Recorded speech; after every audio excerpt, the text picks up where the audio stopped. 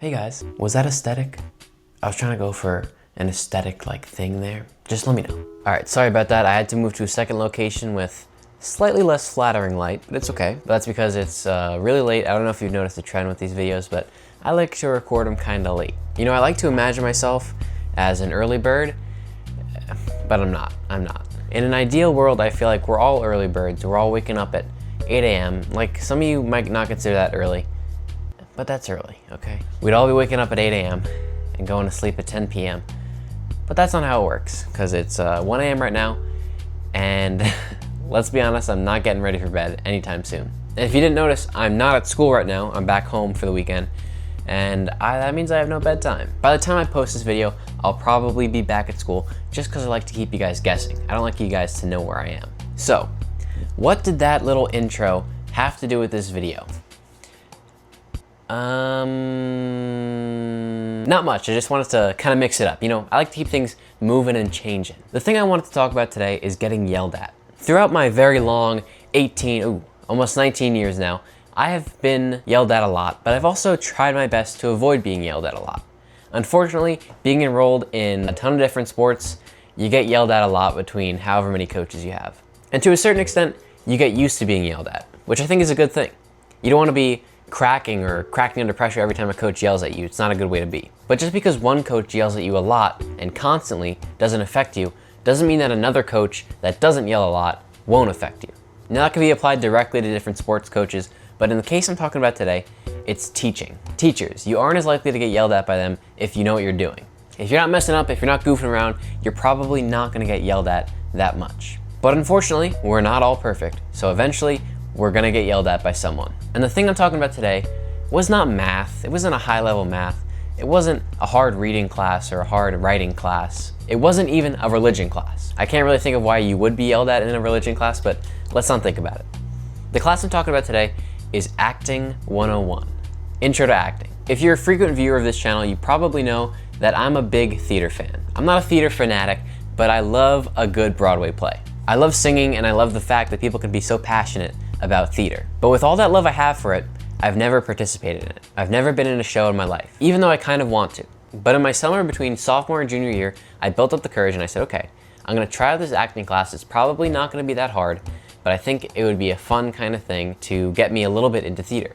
It wasn't necessarily a hard class in the fact that you had to do really, really well to get an A. If you thought about it like that, it was an easy A. But the thing is, no one that wants an easy A is gonna be taking Intro to Acting. Because to me at least, acting, more than math or writing or English, is terrifying.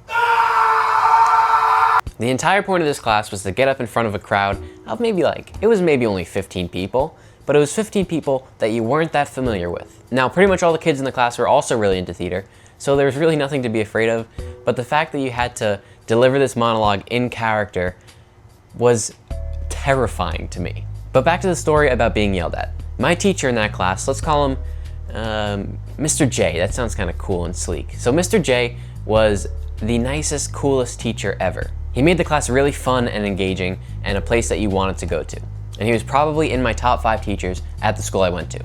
And the best thing about him was that he wanted you to really care about the class. In this class, there are many, many different monologues that you had to do, whether it was with a group or by yourself, or also by yourself, or by yourself again. But the point of these projects was to get you into character, get you out of yourself and into something else.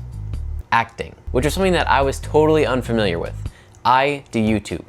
My entire character is me. Maybe it's a little bit played up, but it's still me. So if I'm being asked to put a mask on and walk around the room like a chicken, it's a little bit scary and weird. But eventually we were assigned something that we had to learn and recite in front of the class, which I was very nervous about.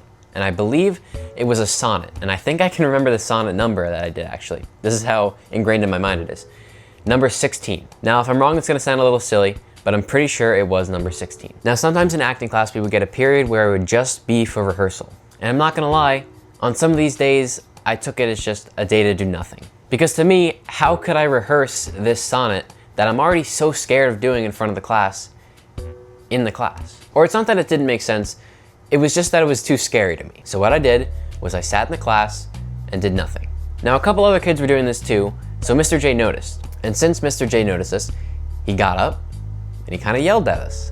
Now, it wasn't crazy screaming or whatever, but it was like, it was firm, like he was upset. And rightfully so, I would be pretty annoyed too. But to me, I didn't take it as a sign that, oh, maybe I should actually take this a little bit seriously. It was, why am I being yelled at for something I'm too nervous to do? And for a while, I was pretty upset. But eventually, there came a sort of turning point where I started to realize that Mr. J was completely right. I was just slacking off in the class when I should have been preparing for the speech. And once I realized this, I understood that, yeah, this is an elective, and yeah, the grade in this class is never gonna really matter on a transcript. But just because I knew I was probably gonna end up with an A, didn't mean that the class was easy. And I tried to get a little bit more into it than I had been. And to be honest, I think Acting 101 ended up being one of, if not the most important class that I had taken in high school. Which is weird to say, and you know, there are a lot of impactful classes that I took in high school.